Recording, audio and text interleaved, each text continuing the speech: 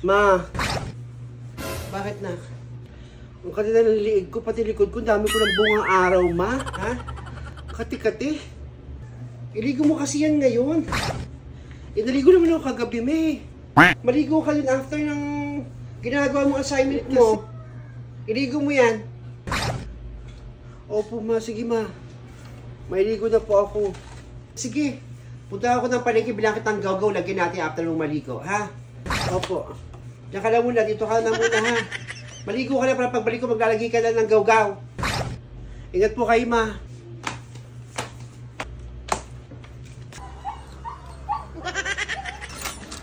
Pwede na saan ka pupunta? Punta akong palengke, negra. Bibili ako ng gaw-gaw. Ang daming bunga araw ng anak ko. Ay nako, gusto-uso talaga yung pag ganitong mainitang panahon. Mga batang maliliit, pati mga kagaya natin may edad na, nagkakaroon ng bungang araw. Sige na, alis na ako. O sige na, ingat. Pero bakit gano'n maglakad si Nena? Parang bisaklat. A few moments later. Napakainit ang panahon, negra. Doon sa loob ng bahay namin, kulob. Sumasakit ang ulo ko. Grabe yung pawis ko nung naglinis ako sa kusina. Napakainit talaga. Parang walang pumapasok na hangin sa loob ng bahay ko.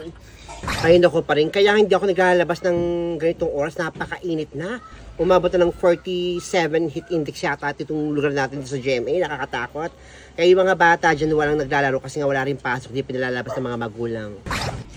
Kaya pa wala ko nakikita ang mga batang nagtatakbuhan dito.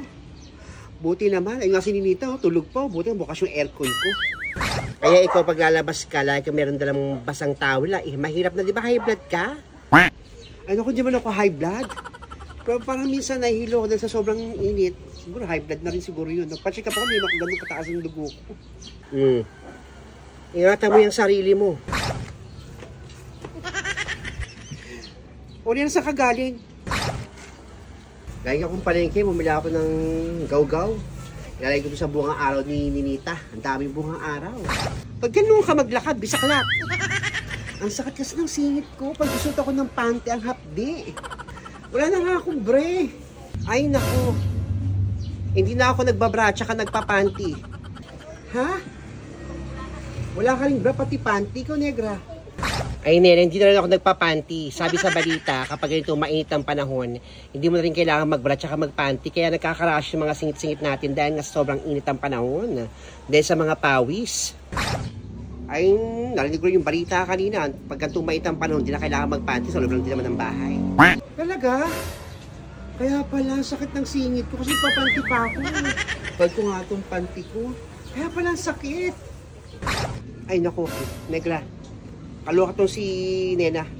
Dito pa tanggal ng panty niya. Diyan ka talaga magpapalit ng panty mo, magtatanggal ng panty mo.